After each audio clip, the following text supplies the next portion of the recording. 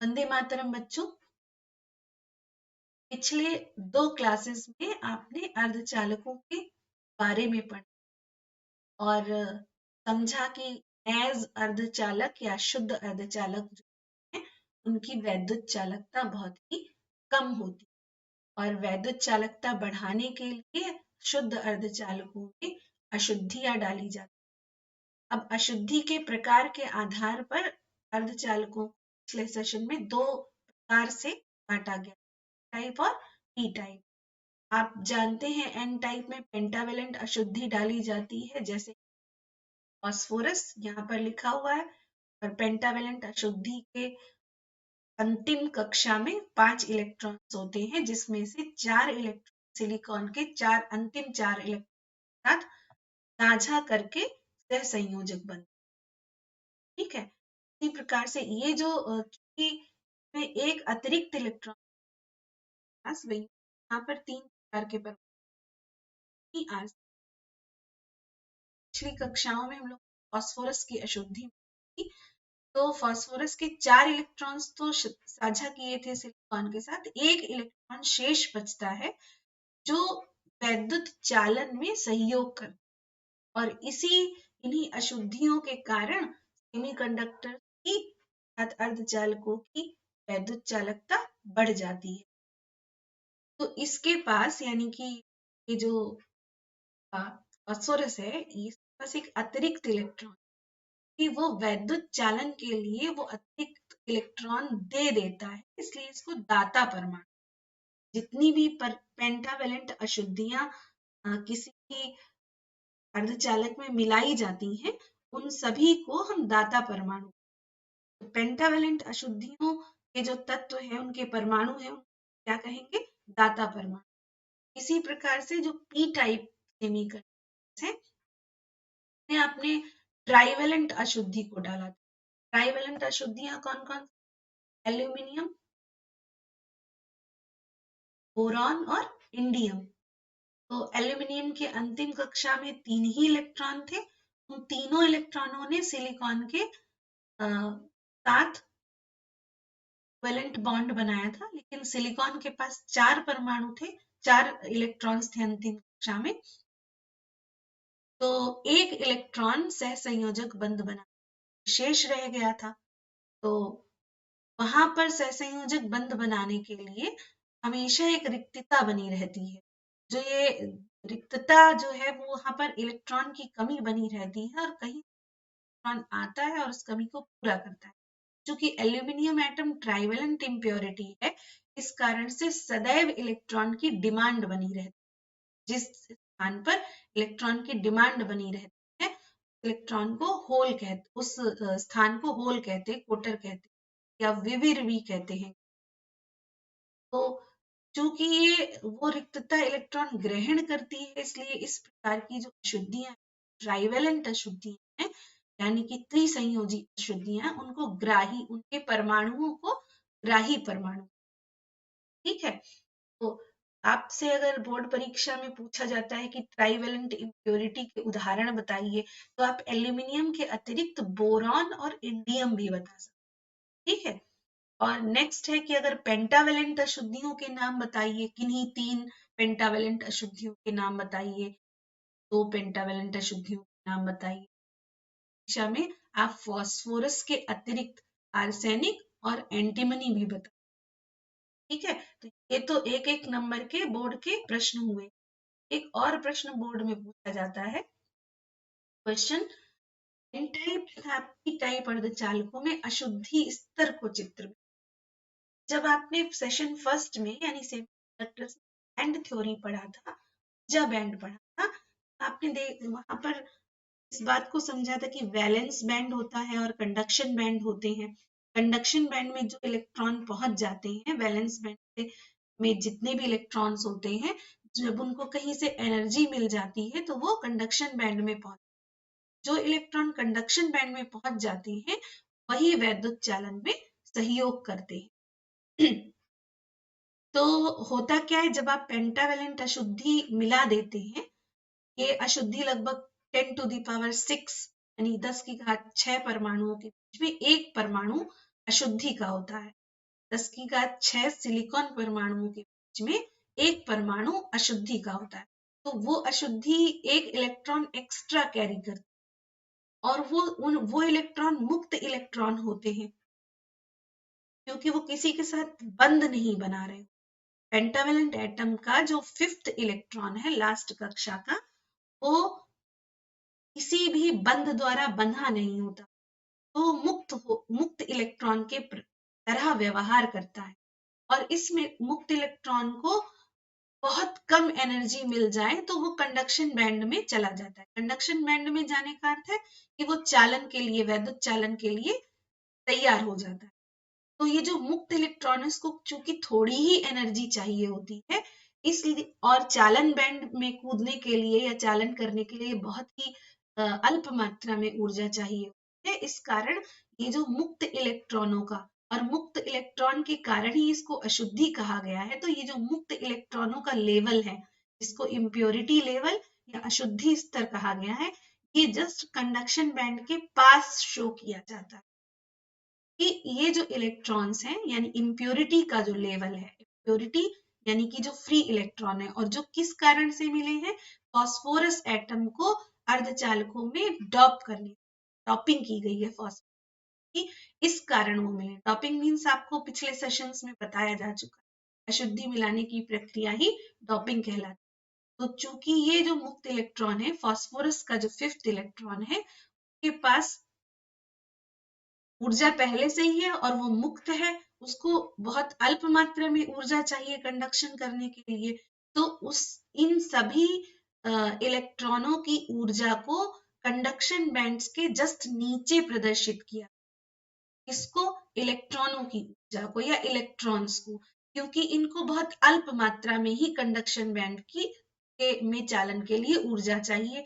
तो impurity level अर्थात मुक्त इलेक्ट्रॉन्स, कौन से? फास्फोरस वाले मुक्त इलेक्ट्रॉन। तो ये जो इम्प्योरिटी लेवल है, वो उससे थोड़ा ही ऊपर कंडक्शन बैंड रखा गया है।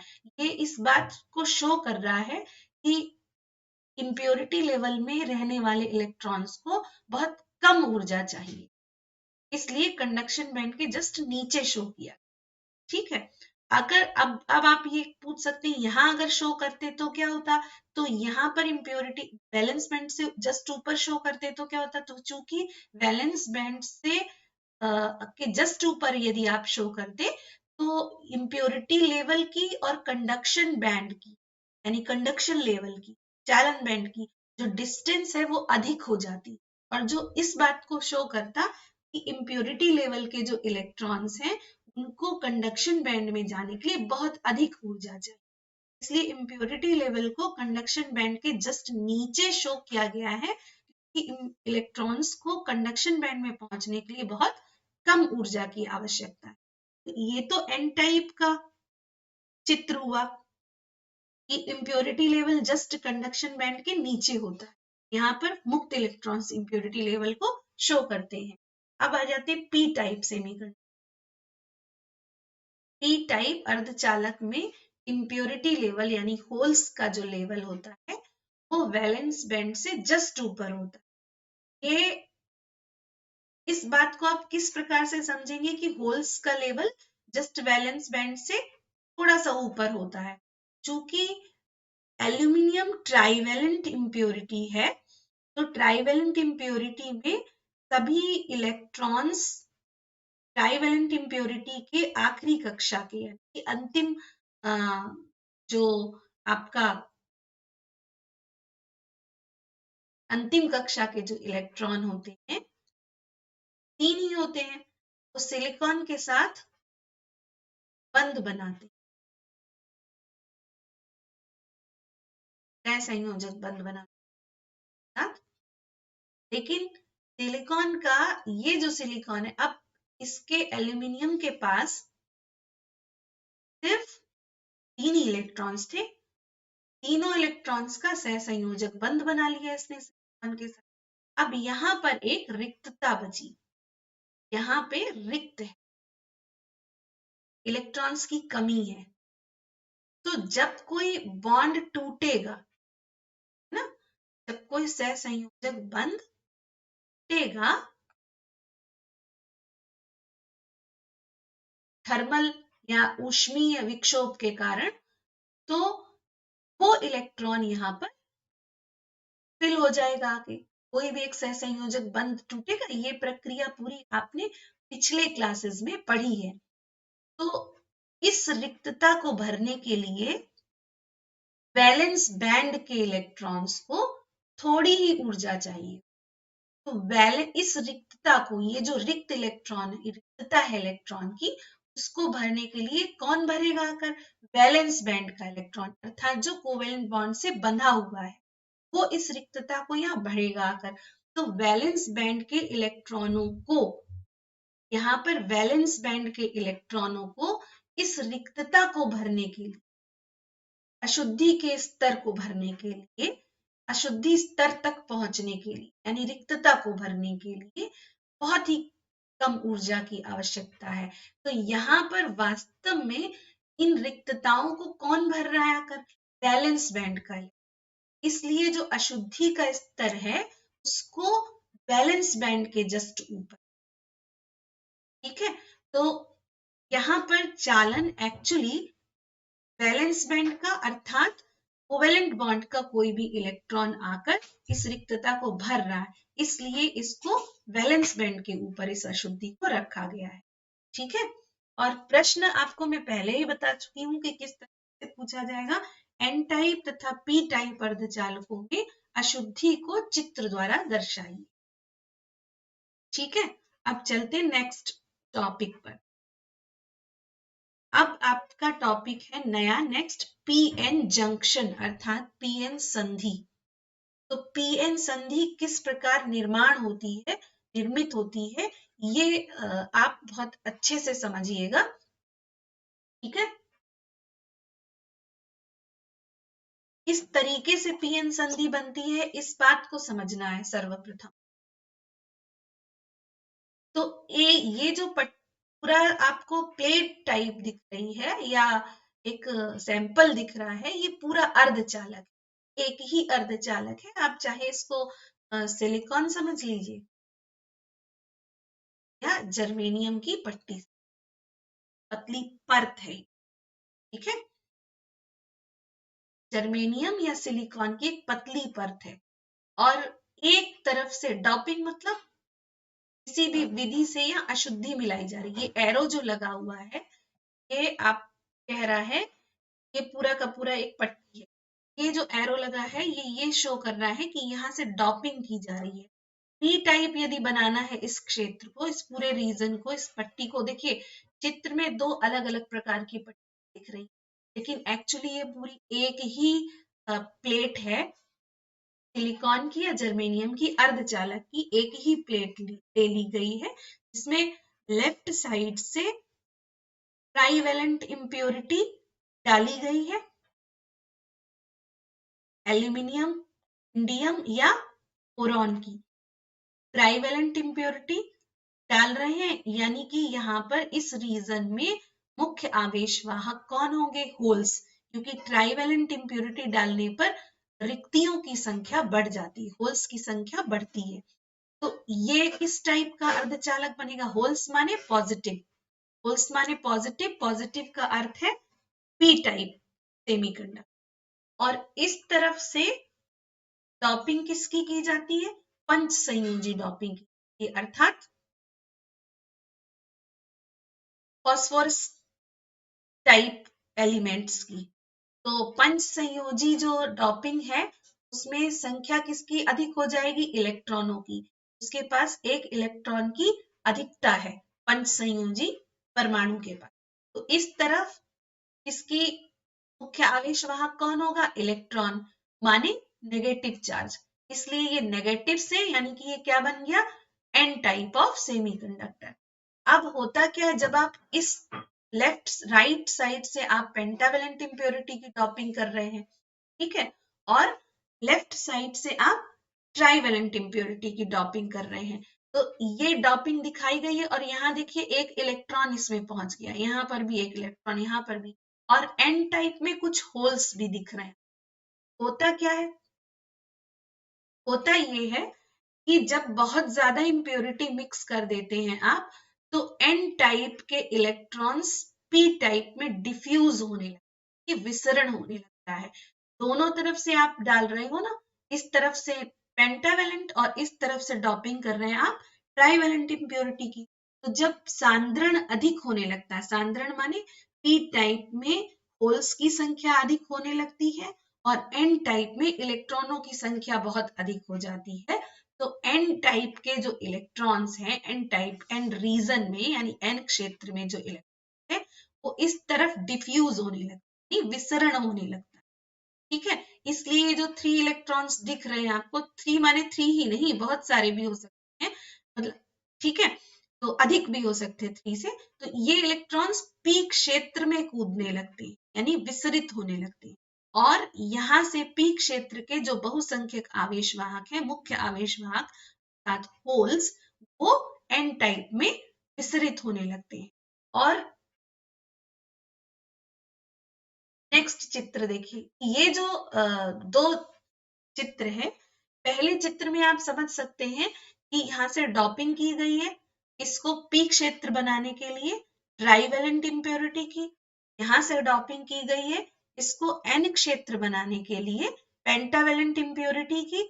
लेकिन जब आप अत्यधिक इम्प्योरिटी करते हैं तो इलेक्ट्रॉन्स इस तरफ मूव करने लगते हैं, के लिए विशेष शब्द बोलेंगे, विसरित होने लगते हैं, तो विसरण करने लगते हैं। ठीक है, और होल्स लेफ्ट साइड से यानी पी क्षेत्र से एन क्षेत्र में विसरित होने लगते हैं, यानी जाने लगते हैं। ठीक है, इस प्रकार से इलेक्ट्रॉन्स और होल्स दोनों विसरण धारा का निर्माण। देखिए, आपको पता है ना, इलेक्ट्रॉन्स चलते यानी आवेश जब गति करता है तो वो धारा का निर्माण एक निश्चित दिशा में गति। तो यहाँ से एन क्षेत्र के जो मुख्य आवेशवाहक हैं अर्थात इलेक्ट्रॉन्स, वो पी क्षेत्र में विसरित होने लगते हैं, और पी क्षेत्र के जो मुख्य आवेशवाहक हैं अर्थात होल्स, वो एन क्षेत्र में विसरित होने लगते हैं, और दोनों ही धारा का निर्माण करते हैं, जिसको विसरण धारा कहते हैं, यानी डिफ्यूजन करंट कहते हैं। इसीलिए यहाँ पर देखिए लिखा डिफ्यूजन, डिफ्यूजन माने विसरण हो रहा है मुख्य आवेश वाहकों का विपरीत क्षेत्रों। ठीक है, अगला अब आप चलते हैं हम लोग। होता क्या है जब ये इलेक्ट्रॉन्स, मुक्त इलेक्ट्रॉन किसी परमाणु का है, जैसे फास्फोरस एटम का मुक्त इलेक्ट्रॉन है, एक एक्स्ट्रा इलेक्ट्रॉन किसका जा रहा है, फास्फोरस का, यानी पेंटावेलेंट। तो फास्फोरस का इलेक्ट्रॉन जब चला जाता है तो पीछे किसको छोड़ जाता है, फास्फोरस एटम को, यानी फास्फोरस एटम ने अपना एक इलेक्ट्रॉन दे दिया, जो किधर चला गया, इस तरफ पी क्षेत्र में चला गया। तो जब कोई परमाणु अपना एक इलेक्ट्रॉन दे देता है, उसका इलेक्ट्रॉन जब कहीं चला जाता है, उस पर क्या, कौन सा चार्ज आ जाता है, पॉजिटिव। अब चूंकि इलेक्ट्रॉन बहुत छोटा कण है, बहुत हल्का है और मूव कर रहा है, ठीक है, तो चूंकि ये मूव करके चला गया और एटम इलेक्ट्रॉन की तुलना में बहुत भारी है और अपने आसपास के परमाणुओं द्वारा घिरा भी हुआ है। ठीक है, तो वो जो एटम है जिसने अपना एक इलेक्ट्रॉन त्याग दिया है, उस इलेक्ट्रॉन ने विसरण धारा का निर्माण किया है, उस परमाणु पर धनावेश आ जाता है। फिर से समझ लीजिए, धनावेश किस परमाणु पर आ गया, जिस परमाणु के इलेक्ट्रॉन जो मुक्त थे एन क्षेत्र से पी क्षेत्र में चले गए हैं, उन परमाणुओं पर कैसा आवेश आ जाता है, पॉजिटिव। और चूंकि वो अन्य परमाणुओं द्वारा घिरे हुए हैं, सिलिकॉन सॉलिड है, ठोस है, तो ये जो परमाणु हैं जिन्होंने गति कौन कर रहा है, सिर्फ इलेक्ट्रॉन, इलेक्ट्रॉन बहुत परमाणुओं की तुलना में बहुत ही छोटा है, तो वो परमाणु जो अपने और पास के परमाणुओं से घिरे भी हुए हैं और जिन्होंने इलेक्ट्रॉन त्यागा है, वो पॉजिटिव, उन पे कैसा चार्ज आ जाता है, पॉजिटिव चार्ज। ठीक है, और ये परमाणु एक लेयर टाइप की बना लेते हैं एन क्षेत्र में। ठीक है, तो ये एक लेयर बन गई है पॉजिटिव चार्जेस की एन रीजन में। इसी तरह से एक लेयर बनती है पी क्षेत्र में नेगेटिव चार्ज की। क्यों?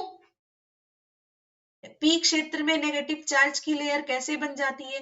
पी क्षेत्र में बहुसंख्यक आवेश वाहक कौन है? होल्स। और होल्स जो होते हैं वो किस तरह से बिहेव करते हैं? पॉजिटिव चार्ज की तरह। होल्स जो बिहेव करते हैं वो किस तरह से बिहेव करते हैं? पॉजिटिव चार्ज की तरह। तो जो रिक्तता है वो इस तरफ चली गई, यानी पॉजिटिव चार्ज इस तरफ चला गया, और उस रिक्तता को भरने के लिए कौन आ गया? इलेक्ट्रॉन्स। रिक्तता को भरने के लिए कहीं से इलेक्ट्रॉन्स आते हैं। तो जो परमाणु या जो स्थान इलेक्ट्रॉन्स को ग्रहण करता है, जो परमाणु वह परमाणु जिसके पास रिक्तता है यानी होल्स है, और वो किसको ग्रहण कर रहा है? परमाणु को ग्रहण कर सॉरी इलेक्ट्रॉन को ग्रहण कर रहा है। चूंकि इलेक्ट्रॉन को परमाणु ने ग्रहण किया है, इसलिए उन पर किस तरीके का चार्ज आ जाता है? नेगेटिव चार्ज आ जाता है। ठीक है। पी क्षेत्र में बहुसंख्यक आवेश वाहक कौन है? रिक्तताएं अर्थात होल्स। ठीक है। और होल्स किसके कहाँ रहते हैं? जैसे कि एल्यूमिनियम परमाणु था, ठीक है, एल्यूमिनियम का एक इलेक्ट्रॉन की कमी थी उसके पास। उस एक इलेक्ट्रॉन की कमी को भरने के लिए कोई ना कोई इलेक्ट्रॉन आया, तो जो ही वो एल्यूमिनियम परमाणु की रिक्तता भर जाएगी, यानी इलेक्ट्रॉन वहां पर आ जाएगा, तो उस पर कैसा आवेश आ जाएगा? उस पर, क्योंकि इलेक्ट्रॉन के पास नेगेटिव चार्ज है, तो उस पर नेगेटिव चार्ज आ जाएगा। तो वो जो नेगेटिव चार्ज इलेक्ट्रॉन ग्रहण करने वाले परमाणु है, वो इस तरफ कलेक्ट हो जाते हैं। ठीक है। और कलेक्शन में वो उन पर कैसा चार्ज आ जाता है? नेगेटिव चार्ज आ जाता है। ठीक है। तो एक क्षेत्र तैयार हो जाता है यहाँ पर परमाणुओं का, जिनके पास पी क्षेत्र में नेगेटिव चार्जेस हैं, यानी कि ऋणात्मक परमाणुओं का, ऋणात्मक आयनों का एक क्षेत्र है जहां पर ये इकट्ठे हुए ऋणात्मक आयन, और एन क्षेत्र में धनात्मक आयनों का एक क्षेत्र है जहां पर ये इकट्ठे हुए हैं। तो ये जो एक लेयर टाइप की बन जाती है। देखिए यहाँ पर ये शो नहीं किया गया है कि ये पॉजिटिव चार्ज है और नेगेटिव, इलेक्ट्रॉन्स की संख्या है वो मूव कर रहे हैं। ठीक है। यहाँ पर जो धनात्मक और ऋणात्मक परमाणुओं का क्षेत्र है उसको डिप्लीशन लेयर या अवक्षय परत कहते हैं। ठीक है। और इसमें कोई भी आवेशवाहक गतिशील नहीं रहे। ये एक तरीके की ऐसी परत है जहां पर अब डिफ्यूजन रुक गया, यानी कि इलेक्ट्रॉनों का जो विसरण हो रहा था एन क्षेत्र से पी क्षेत्र की ओर, इलेक्ट्रॉन्स जो विसरित हो रहे थे, जब डॉपिंग की जा रही थी तब इलेक्ट्रॉन्स एन क्षेत्र से पी क्षेत्र की ओर विसरित हो रहे थे, और पी क्षेत्र से एन क्षेत्र की ओर होल्स विसरित हो रहे थे। ये जो अवक्षय परत है, जब ये निर्मित हो जाती है तो डिफ्यूजन रुक जाता है, यानी कि विसरण रुक जाता है। अब विसरण कैसे रुक जाता है? ये इलेक्ट्रॉन है नेगेटिव चार्ज, यहाँ पर कौन बैठा है? Positive charge. तो इलेक्ट्रॉन को ये आगे बढ़ने ही नहीं देता, क्योंकि नेगेटिव और पॉजिटिव में क्या रहता है? अट्रैक्शन रहता है। तो ये इलेक्ट्रॉन को इधर जाने से, पी क्षेत्र में जाने से रोकता है। इसी प्रकार से यहाँ कौन बैठा है? नेगेटिव चार्ज या नेगेटिव परमाणु बैठे हुए, एक तरीके से कह सकते हैं आयन बैठे हुए, ऋणात्मक आयन बैठे हुए, क्योंकि परमाणु तो उदासीन होता है, जब ये चार्ज ग्रहण कर लेगा तो ये आयन बन जाएगा। ये जो ऋणात्मक आयन बैठे हुए हैं, बेसिकली वो है परमाणु ही जिन्होंने अतिरिक्त इलेक्ट्रॉन को ग्रहण किया है। तो जब ये होल्स यहाँ पर जाते हैं, तो ये होल्स क्या है? माने पॉजिटिव चार्ज। तो ये जो ऋणात्मक आयन है, ये पॉजिटिव चार्ज को इस तरफ मूव नहीं करने रोकता है। इसलिए जब ये अवक्षय परत तैयार हो जाती है तो विसरण धारा रुक जाती है। ठीक है। यहाँ पर आपको डेफिनेशन पढ़ सकते हैं विसरण धारा। एन संधि निर्माण की प्रक्रिया में पी क्षेत्र से होल्स यानी कोटर का और एन क्षेत्र कोटर का एन क्षेत्र में जाना तथा एन क्षेत्र से इलेक्ट्रॉनों का पी क्षेत्र में जाना ही विसरण है। होल्स तथा इलेक्ट्रॉन की इस प्रकार की गति विसरण धारा का निर्माण करती। ठीक है,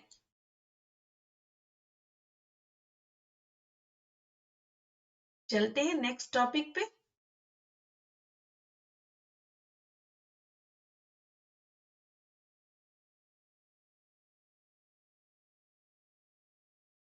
कुछ चीजें हैं जैसे अवक्षय पर्त जो है पिछली पेज पे आप पढ़ चुके हो, लेकिन अवक्षय पर्त की परिभाषा पूछी जाती है परीक्षा में।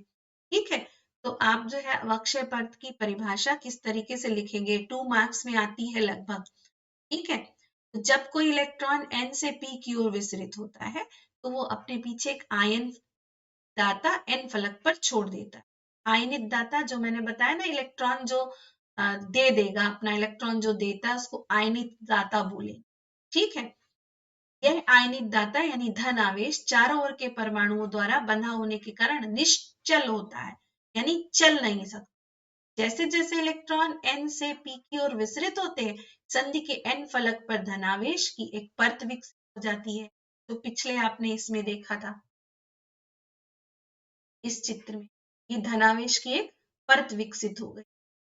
ठीक है, इसी प्रकार जब कोई होल यानी कोटर सांद्रता प्रवणता के कारण यानी अत्यधिक सांद्रता हो जाती है, p से n की ओर विस्तृत होता है, तो वह अपने पीछे एक आयनित ग्राही ऋणात्मक आवेश छोड़ देता है जो निश्चल होता है। पीछे समझाया है अभी। जैसे जैसे होल विसरित होते हैं, ऋणात्मक आवेश की एक परत संधि के p फलक पर विकसित, ये p फलक पर ऋणात्मक आवेश की एक परत विकसित हो गई। ठीक है, संधि के दोनों फलकों पर विकसित इस स्पेस चार्ज क्षेत्र को राशि क्षेत्र यानी डिप्लीशन लेयर कहते हैं। ठीक है, आप सरल भाषा में लिख सकते हैं, संधि के दोनों ओर विकसित इस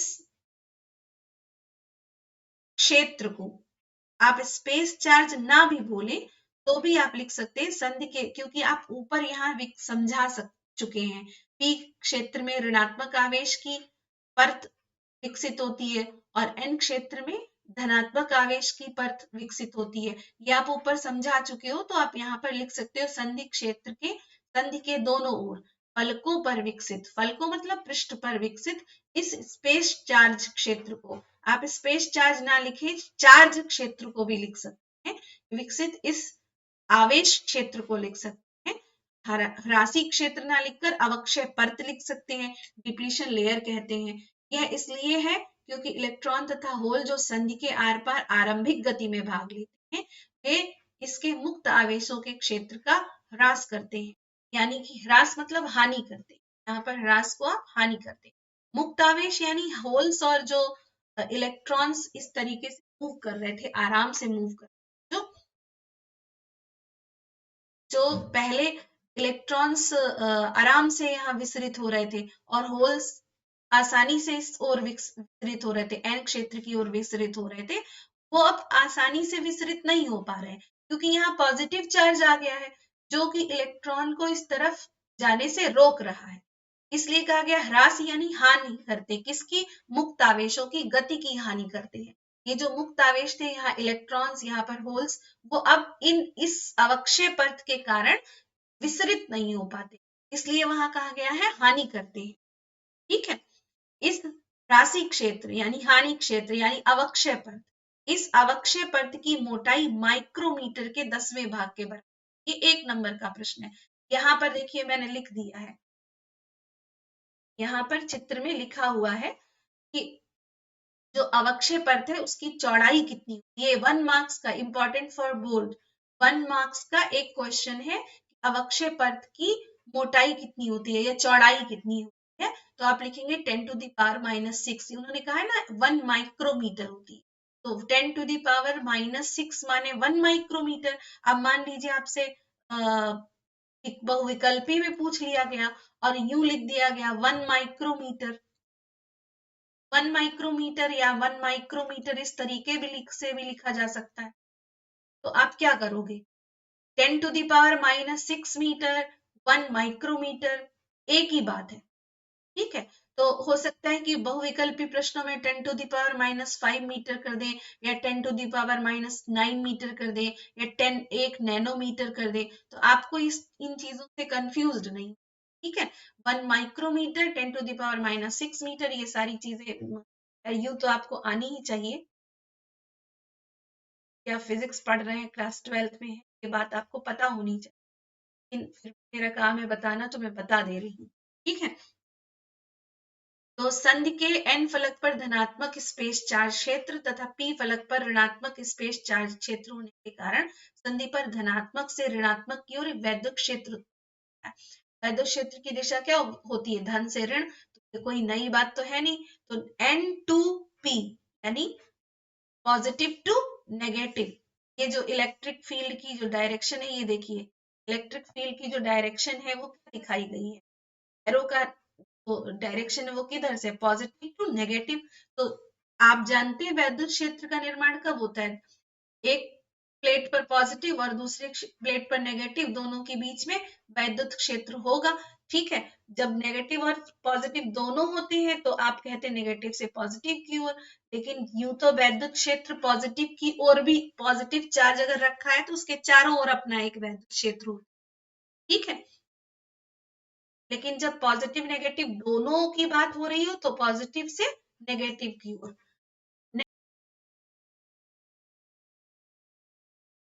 नेक्स्ट टॉपिक हमारा क्या है? अपवाह धारा।